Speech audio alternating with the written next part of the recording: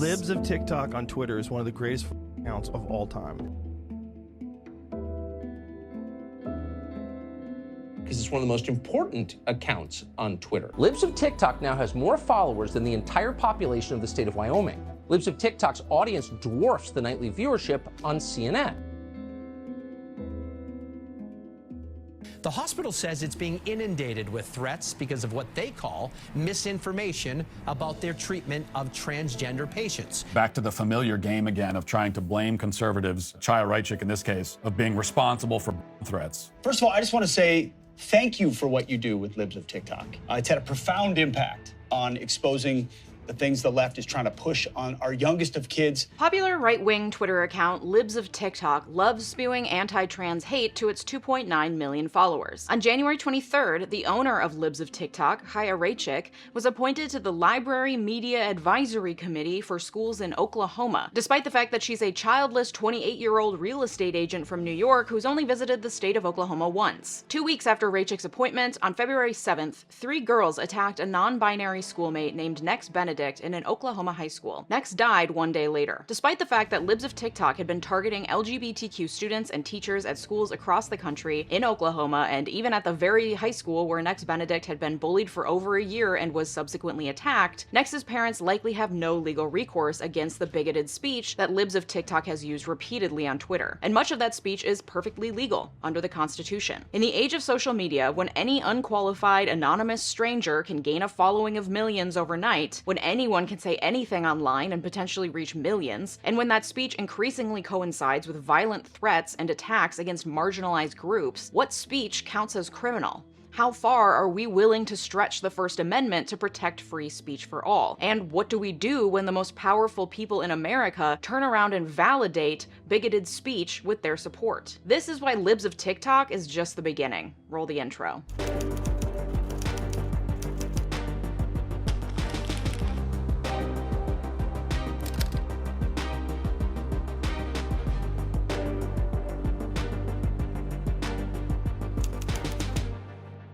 My partner on today's video, 𝗬𝗎𝗎, is especially pertinent given the rise in hateful speech on the internet. As you'll see throughout this video, there are a lot of bad actors with nefarious motives out there. And this means that keeping your personal information private is more important than ever. As a person who exists publicly, especially a woman who shares her opinions online, I am hyper aware of this. Data brokers are companies that find your information from all over the place, like in government public records and social media, and then aggregate that information and sell it to other companies. That's where those scammy looking websites that allow you to search for people or do background checks on people get all of that information. If you were to search your name online right now, you might be surprised to find that not only is your information floating out there, but also your family's information, who your mom is, where she lives, who her mom is, where she lives, even her phone number, etc. And that's scary too, because a lot of times elderly family members can be even more vulnerable to scam calls and messages. For peace of mind, I prefer to make sure I get everyone's information wiped. All this data hanging out on the internet can have actual consequences in the real world. I personally use 𝗬𝗎𝗎, to help keep my information off the internet and private, which gives me the peace of mind I need to come on here week after week and share my opinions publicly online. Once you sign up for 𝗬𝗎𝗎, they send you a welcome email and you can get started right away. Tell them exactly what information you want deleted and their privacy experts take it from there. It's super easy and absolutely worthwhile for the peace of mind it provides. You can sign up for 𝗬𝗎𝗎𝗎 and get that peace of mind for yourself at the link in the description, and use code Leeja for 20% off your plan. Thanks, 𝗬𝗎𝗎𝗎. Details are still unfolding in the death of Nex Benedict. What we know is that Nex was non-binary or trans and used they, them, or he, him pronouns. I think they were at varying stages of out to their friends and family, so I'm gonna stick with they, them pronouns. Nex was bullied for at least a year at their high school because of their gender expression. On February 7th, Nex was in the girls' bathroom with their friends during a break in the school day. They were using the girls' bathroom because a recent Oklahoma law requires students to use the bathroom of the gender on their birth certificate. And while Nex was in there, 3 girls that Nex didn't know came into the bathroom. The girls were allegedly laughing at Nex and their friends, so Nex splashed them with water. The 3 girls then attacked Nex, pushing them to the ground, and according to Nex, they hit their head and blacked out. The altercation lasted 2 minutes and was broken up by other students and a school staff member. Nex was taken to the nurse, and footage shows them walking of their own accord down the hall in school. Nex's grandmother, who had previously adopted Nex as her own child, so she's intermittently referred to in news sources as their mother and their grandmother. Anyway, she came and picked Nex up from school and took them to the hospital. Body cam footage of a school police officer shows Nex in the hospital looking alert and generally casual, and they relayed the story as I just told you. Nex was sent home from the hospital that afternoon. The next day, Nex collapsed at home and was rushed by ambulance to the hospital where they were pronounced dead. The police department has since released a statement saying preliminary information from the medical examiner indicates Nex did not die as a result of physical trauma, and they're awaiting the results of toxicology testing to determine the cause of death. Nex's parents question this conclusion and have said they will seek an independent investigation into Nex's cause of death. Despite the lack of conclusive information, many LGBTQ activists blame that bathroom fight for Nex's death and have pointed to Chaya Raichik and her account Libs of TikTok for bearing some responsibility for the attack against Nex. We'll get into Raichik and her background, but the connection between her and Nex's death stems from Raichik's recent appointment to the Oklahoma Library Media Advisory Committee, which is a committee that advises Oklahoma schools on books to have in their libraries, coupled with her frequent attacks on Oklahoma schools and even on the school that Nex Benedict attended. Last year, Libs of TikTok posted about 𝗬𝗓𝗏, a non-binary teacher at 𝗬𝗦𝗧𝗛 High School where Nex was a student. After the post went public, 𝗬𝗏 said they received an onslaught of death threats and harassment. That this happened in Oklahoma is telling given the current anti-LGBTQ climate in its public school system, led by a man who is such a big fan of Libs of TikTok creator Chaya Raichik that he appointed her to the Oklahoma Library Media Advisory Committee. As part of her anti-LGBTQ tirade, Raichik has often supported book bans and called for removal of sex education from public schools, saying the schools are brainwashing children, showing them porn,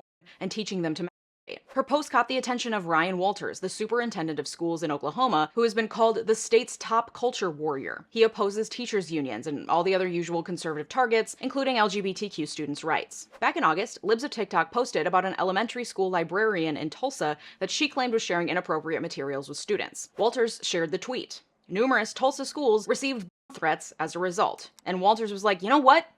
Give this gal a promotion. So he appointed her to the Oklahoma Library Media Advisory Committee, saying Raichik is on the front lines, showing the world exactly what the radical left is all about. Lowering standards, schools, and pushing woke indoctrination on our kids. But Chaya Raichik isn't from Oklahoma. She's from New York. Nor does she have a background in education other than claiming a brief stint as a teacher, but I'd like to see those receipts. She's never been a librarian. She doesn't have any kids and certainly doesn't have any in a school in Oklahoma. In fact, she's visited the state exactly once. The Oklahoma Department of Education's own rules for advisory committees requires that members be representative of the people to be served, which indicates that Walters actively violated the rules in appointing Raichik, who, as a childless 28-year-old former realtor from New York, certainly is not representative of the people to be served in Oklahoma. Walters doesn't give two shits, though. He thinks his opponents are just scared. They know we will continue to expose their agenda to indoctrinate our kids with a woke agenda and push pornographic material into the classroom, he said in the statement. Oklahoma continues to lead the nation on crushing Joe Biden's war on our kids. And who are Walters' opponents that he's saying are so mad? Well, literally everyone. Raichik's appointment faced bipartisan criticism and only added to the growing chaos accompanying typically boring bureaucratic state board of education meetings, which have now become so contentious that last year a fight broke out during the meeting and 2 men were criminally charged. And Raichik's appointment comes just 1 week after a news outlet reported that Walters had improperly expensed private, out-of-state travel for speaking engagements and media appearances. Because of course his war against the woke left isn't about ethics or morals, it's not about protecting the people of Oklahoma or their tax dollars or their children. It's about power and control. And for Raichik, it's also about views and clicks and money.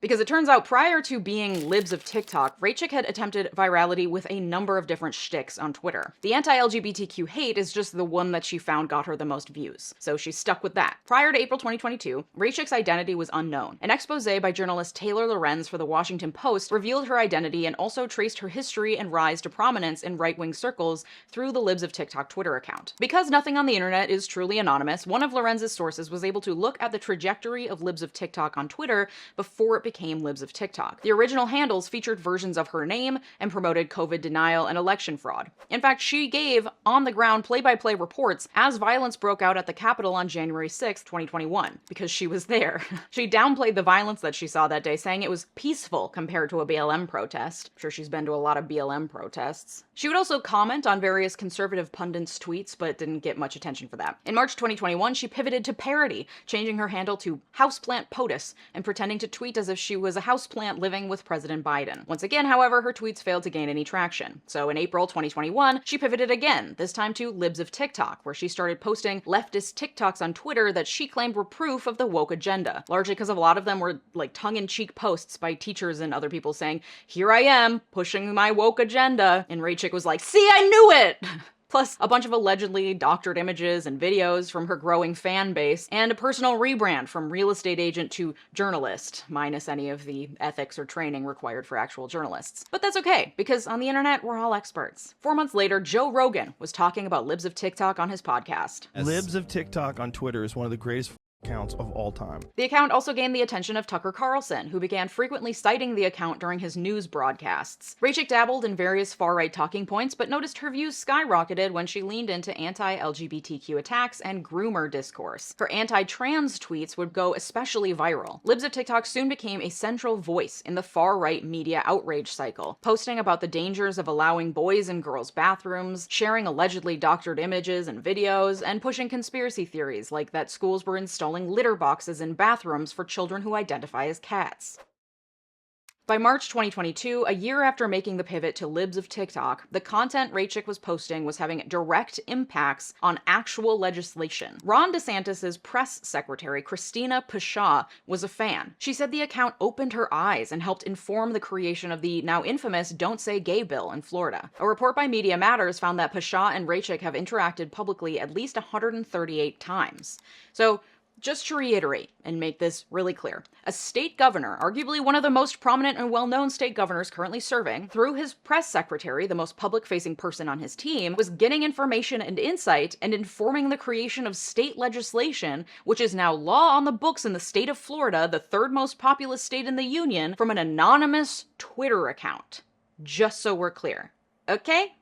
Great. In the weeks leading up to the passage of the Don't Say Gay bill, Libs of TikTok ramped up its attacks on teachers and schools, accusing educators across the country of grooming our children. She said any teacher who came out as gay to their students should be fired on the spot. She told her followers to contact their kids' schools if they were allowing boys in the girls' bathrooms. She called adults who teach children about LGBTQ+ identities abusive, and said that being gender nonconforming is a mental illness, and public schools were their government-run indoctrination camps. And the right-wing media ate it right up. Again, Libs of TikTok content was featured prominently on Tucker Carlson's show. Tucker urged his viewers to go follow Libs of TikTok before it's banned if you want to know what may be happening in your child's school. Maybe being the key phrase here, as he couldn't confidently say whether the video or images were real or doctored on Libs of TikTok, because he was reporting a tweet about a TikTok as news. And when the Washington Post article dropped in April 2022, revealing Raichik's identity, because oops, she used her full name and phone number when registering the domain libsoftiktok.us, real basic internet 101 shit not to do when trying to remain anonymous, and the world learned that she was a random 28-year-old real estate agent in New York with zero professional or political background in anything related to her posts, Tucker Carlson was like, hell yeah. He had her on for her first post-reveal interview. And she continued on what could be called a post-reveal tour, and her following continued to grow. She went from 60,000 followers in July 2021 to 2.9 million today, fueled by the veneer of legitimacy that the attention from right-wing pundits and politicians give her often misleading or allegedly doctored posts. Trump not only tweeted about her, he invited her to Mar-a-Lago for dinner. Elon Musk has responded approvingly to her tweets. She claimed that someone from Ron DeSantis' team called her after her identity was revealed and offered her refuge at the governor's mansion's guest house. And then, of course, she caught the eye of Oklahoma Superintendent Walters, and now she sits on the Oklahoma Library Media Advisory Committee. Also, Raichik's first children's book just came out last month. You can tell the quality and messaging from the description on the back cover. Rose the Lamb was so excited to begin second grade, but when her new teacher focused more on candy than teaching, Rose knew that something was wrong. It then confusingly goes on to say, Rose must decide whether to keep secrets from her parents or to listen to her teacher. Join Rose in this sugary story as she learns to listen and trust her parents when she gets into a sticky situation. The unimaginative metaphor being that candy is sex and gay stuff, and the implication is that teachers are talking about sex and gay stuff instead of teaching, and then telling the students not to tell their parents about it. The back cover says, Rose the Lamb must decide whether to to keep secrets from her parents or to listen to her teacher. But isn't the implication that her teacher is telling her to keep the secrets, so she should be both keeping secrets from her parents and listening to her teacher, right? I don't know, Chaya. Maybe leave the writing to someone with a firmer grasp on how words work. Lots of parents on Amazon have given it 5 stars, so if you're interested in giving your honest feedback about the quality of the book, well, Amazon is ready and waiting. Link in the description below. Free country, free speech, etc., etc. So, Raichik's obsession with protecting the children is clearly apparent, but it is also clear that, as I said, it's not really about kids. It's about power and control, and likes and views, and retweets by powerful people, and money. See my entire video about why conservatives are so obsessed with book bans and protecting children, and how it's a crock of shit. But if you're not convinced that she doesn't actually give a shit about kids, let me lay it out more clearly. The real problem here is not that some random 28-year-old got on the internet and started tweeting bigoted shit. The problem is that a lot of people latched onto it, take what she tweets as gospel, and it's now leading to very real consequences. Not just the Don't Say Gay bill, but consequences that actively and immediately endanger children's lives. Because when Libs of TikTok finds a target, threats of violence are quick to follow. Most notably, when she posts about schools, threats against those schools quickly follow. We already talked about the incident when she shared a post about a school librarian in Tulsa, and shortly afterward, several schools in the district received repeated threats. That's just the beginning. In March 2023, she targeted Northwest Junior High in Iowa. The school then received multiple bomb threats, forcing it to evacuate students 2 days in a row. In August 2023, she targeted Ellen Ochoa Elementary School. Afterwards, the school received multiple bomb threats. In November 2023, she targeted Witchcraft Heights Elementary School, which, first of all, iconic name, and the school received 3 bomb threats, forcing students to evacuate. Her most active month so far has been September 2023. That month, she targeted the Anoka-Hennepin School District here in Minnesota. The next day, the school received a bomb threat. She then targeted Red Oak School, which then received multiple bomb threats. That same month, she targeted Pulaski High School, which received multiple bomb threats. That same month, she targeted Cherry Creek School District, after which the school received threats. She targeted Denver Public Schools. 1 day later, the district received several bomb threats. She targeted Brownsville Elementary. The school received a bomb threat the next day. She targeted Tigard Tualatin School District. The district received and shooting threats in the days that followed. Over and over and over again, this woman who claims to be so concerned for the well-being of our nation's children has targeted the schools where they live and learn, disrupting their learning environment, but also putting them very literally in harm's way. And given the reality in this country where children are massacred in their schools regularly, these threats are not idle, and they are never taken lightly, not by the school districts, nor by the children that are actively terrorized when they are made to feel unsafe in the place they thought was supposed to be safe. The frequency with which this happens paints a very clear pattern. When she targets a school district, bomb threats follow. When asked to answer for this, she insists that the threats had nothing to do with her followers. This despite the fact that in her Twitter profile photo, she's posing with a newspaper headlined, "When Libs of TikTok posts, threats increasingly follow," with a great big smile on her face. This woman, this champion and defender of children, smiles gleefully, knowing that her actions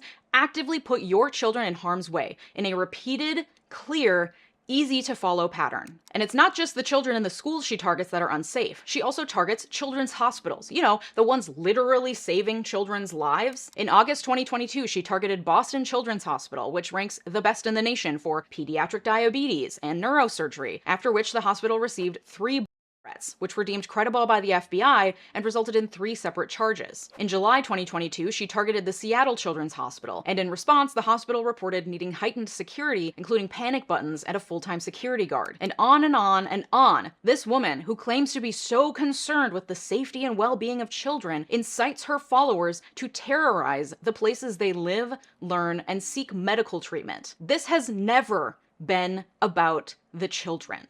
I rest my case. In the greatest irony of all, when Raichik's identity was revealed in the Washington Post, she threatened lawsuit after lawsuit, claiming a violation of her privacy and that the identity leak exposed her to threats of violence and online hate.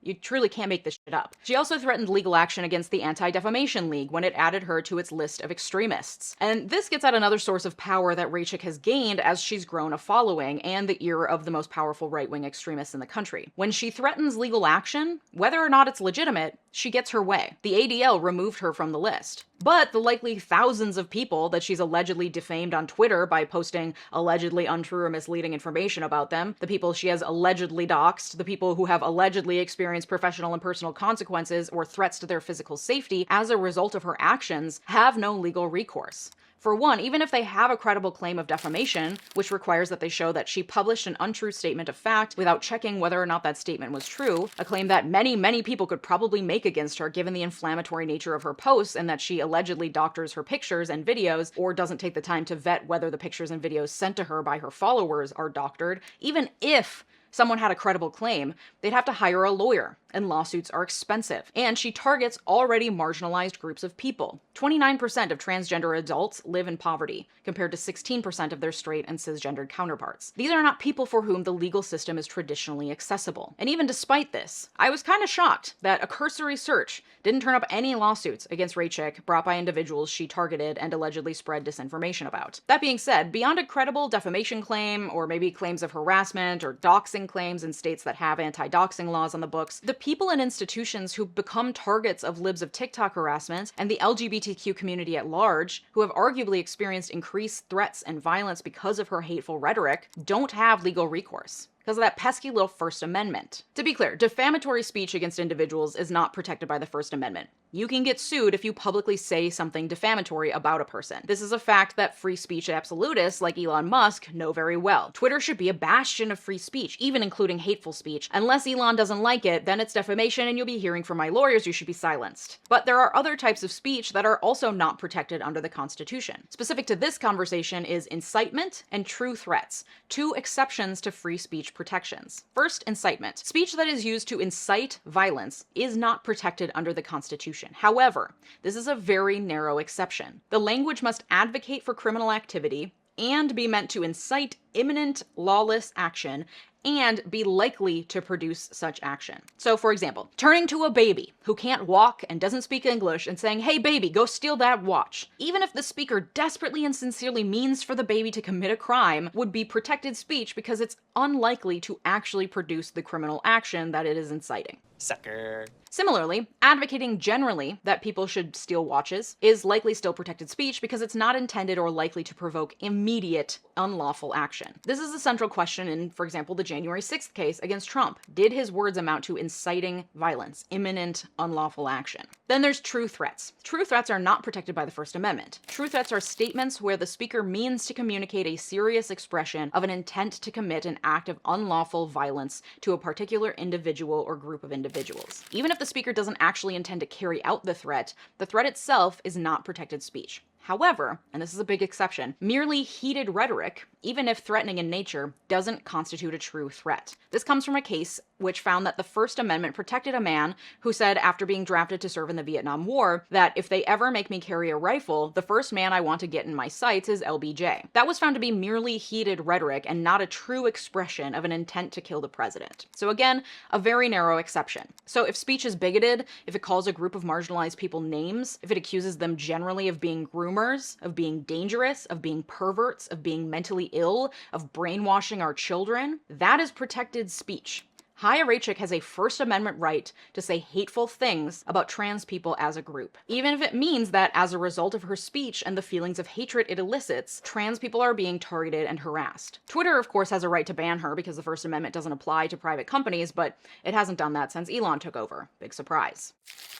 There is a technical term for this type of speech. Speech published to the masses that is hateful and bigoted, that relies on untrue and harmful stereotypes, that singles out marginalized groups, that stops short of true threats or incitement, but clearly adds to the climate of hatred directed towards those marginalized groups to the point that actual violence occurs. It's called stochastic terrorism, and it's still protected by the First Amendment. In a recent interview, Raichik proudly claimed that the term stochastic terrorism was coined just for her. For the record, it wasn't. It's been around for at least a decade, but she sure fits the bill. And it's a growing issue in the age of social media when our elected officials question the truth and spread disinformation while leaning into harmful stereotypes and using dog whistles to whip up their base of supporters. Trump is an expert at it. Well, I don't know that he's an expert at anything other than standing really weirdly. Have you seen pictures of that? But anyway, he's certainly good at it and brought it to the main stage in US politics. And it provides for the ultimate show of gaslighting. He can call COVID the China flu, but when increased instances of racism and violence against Asian people are blamed on his inflammatory rhetoric,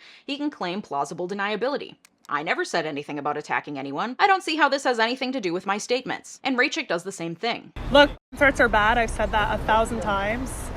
People calling threats should be arrested and investigated. You can't call in threats.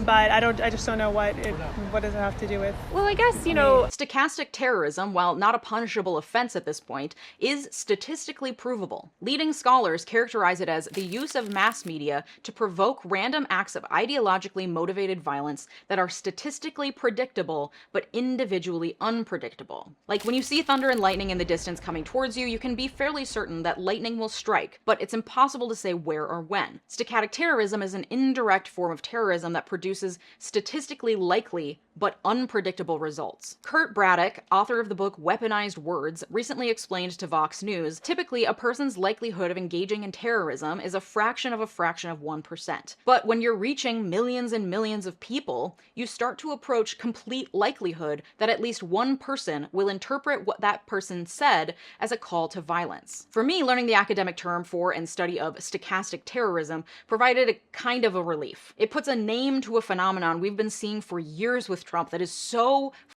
maddening. He is clearly creating an environment where violence is not only accepted, but encouraged. We see it in the dramatic increase in political violence in this country. I made a whole video about it. And we see it in the increasing violence and openness of bigotry in this country. Proud Boys and Nazis and KKK members feeling more emboldened than they have in decades. That is happening because of inflammatory language. And yet, because Trump isn't directing his followers explicitly to commit violent acts, he can turn around and say, "Who, me? I didn't do anything wrong." Whether or not he didn't do anything wrong, it will be up to his multiple criminal juries to decide. But for Raichik, when schools experience threats, when children's hospitals feel the need to increase security, and when a young non-binary teen in a state where bigotry against LGBTQ youth has been amplified in recent years, she can turn around and say, "Who, me? I didn't do anything wrong." As 𝗬𝗓𝗏𝗧𝗏 tells it, just because the language is protected by the First Amendment doesn't mean that it doesn't have negative implications and doesn't cause actual harm to people. It's important not to conflate something being legal with being not harmful. So that's where we're at. The First Amendment protects hateful speech on the internet, and that's not likely going to change, especially under this Supreme Court, but generally speaking, the court is not quick to increase limitations on free speech, and the ones they do place on free speech are incredibly narrow, because we, at least in theory, greatly value free speech in this country. The problem is that there are a lot of bad actors taking advantage of that fact. But if the tables were turned, I wouldn't want those bad actors to be able to turn around and say my speech against them is hateful and should therefore be banned. We put up with a lot of speech from shitty people because the alternative is worse in many ways. But that doesn't negate the fact that there are very real, very dangerous consequences when someone like Raichik or Trump goes online and posts inflammatory false information. It leads to threats and insurrections. So we do need to contend with this somehow. And there isn't a silver bullet and there's no easy fix, but experts say that media literacy is about the only thing we have to protect against the masses falling for the first doctored image or video they see on the internet. As part of that media literacy training, there needs to be a focus on what 𝗬𝗓𝗏𝗧𝗏 calls attitudinal inoculation, informing people about the media and persuasive forces that they're going to be confronted with, basically opening their eyes to the problem, preferably before they can get sucked in. Obviously, for many people, that's too late, but the tactic is basically to say, as Braddock puts it, I know you're not violent. I know you have no intention of becoming violent, but there are these actors out there who are going to make certain statements that will justify violence against others, and they're trying to get you to consider maybe engaging in violence. And then you give the person some counter-arguments and information against whatever idea you're trying to inoculate them against. And there's 60 years of political communications research to back up this idea that has proven that you can actually make a difference if you point out to people the ways that bad actors are trying to influence them to commit violent acts or even feel violent against a group of people. Helping people recognize when they're being manipulated can work. Again, as I said, some people are too far gone. Nearly 3 million people already follow Libs of TikTok. But if we can point out the connection that when these violent acts occur, bomb threats, political violence against elected officials, and literal insurrection, it can be directly traced to stochastic terrorism, to people with power or a platform creating an environment that leads to hate. And we can make that connection because people doing the attacks literally tell us that's what motivated them. Way back in 2020, ABC News identified 54 cases in which violent actors invoked Trump in connection with violence, threats, and assaults. I've already laid out the very clear pattern that occurs when Libs of TikTok targets an individual, school, or hospital. Threats follow. The connection is clear as day. And once we can make that connection clear, we have to turn to our elected officials and demand greater responsibility from them. As I said in my video about political violence, studies show that the most effective way to quell unrest and political violence is simply for elected officials to condemn that violence. And that's not what's happening right now. At least not on the right, whose followers are by far committing the largest amount of political violence in this country. But the loudest voice on the right, Trump, and his influential followers who do and say whatever they can to remain in his good graces, including Raichik, are only adding fuel to the fire because of their incendiary rhetoric and the plausible deniability that stochastic terrorism allows for. It might be a long shot, but if you are represented by a Republican, call them, email them, tweet at them, and urge them to condemn violence at every opportunity, especially if you live in Oklahoma. Send them this video so they can get educated on the dangers to our democracy if they don't use their voice before it's too late. Okay, so what have we learned today? We've learned that Chaya Raichik is a piece of shit, allegedly in my personal opinion. There is a clear and established pattern that when Libs of TikTok targets an individual, school, or hospital, threats of violence follow. Trump does the same thing and has promoted Libs of TikTok and even had Raichik over for dinner about it. This is called stochastic terrorism, when someone can say hateful, bigoted shit about a person or group of people, and when violence against them predictably ensues, they have plausible deniability to say, what? I didn't do anything wrong. And the First Amendment protects them. The only way that we've found to combat this is to increase media literacy, point out how this manipulation is happening, and call on our elected officials to condemn violence at every turn. Thank you to my Patreon community and my YouTube members for supporting the research and work that goes into these videos. Consider checking out my Patreon community or clicking the big join button below to become a member here on YouTube. You'll be supporting my work and getting access to special extra content. You also get early access to next week's video, exclusive live streams, exclusive access to my brand new book club, and so much more. The extra content is the same whether you join as a YouTube member or on Patreon. Your support helps to keep these videos free for everyone and further our mission towards legal and political education for all. Shout out to my newest supporters, as well as supporters in my royal tiers, and a very special shout out to my multi-platinum supporters Joshua Cole, Thomas Johnson, Sophia Sams, Anthony Giles, and 𝗦𝗡𝗡𝗡𝗧𝗧. Your generosity makes this channel what it is, so thank you. If you like this video, you'll also like my video about how political violence is ruining our democracy. Thanks so much for watching, have a good day, bye-bye!